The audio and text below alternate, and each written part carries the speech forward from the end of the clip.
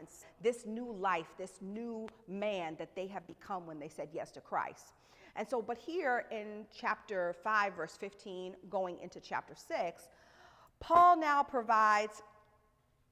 he adds to this previous teachings on walking the Spirit, and he's saying that the Spirit-filled wisdom that we need is not just so that we cannot sin, but that Spirit-filled wisdom that we need is also needed in marriage, it's needed in parenting, and it's even needed in our work habits. So here Paul is commanding us to walk wisely, saying that in addition to the Spirit-wrought power that we need in order to not sin, we need it for love and submission and to carry out the commands that he's laying forth in these verses.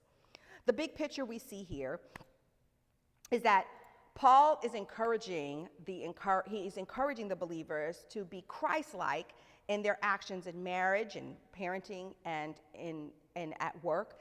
And each set of these instructions will make multiple appeals to the person to work for the Lord, to do the work of the Lord, or do the work of Christ.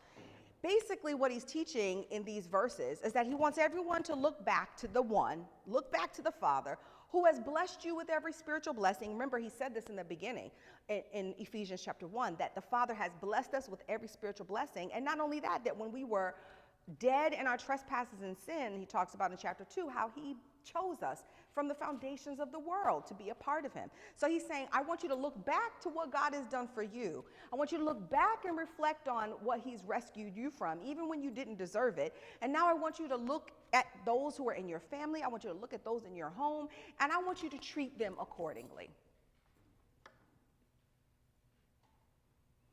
He's encouraging the Ephesians in these verses to walk in the light, which means being constantly filled with the Holy Spirit, which is marked by worship and gratitude, and it's also marked by mutual submission.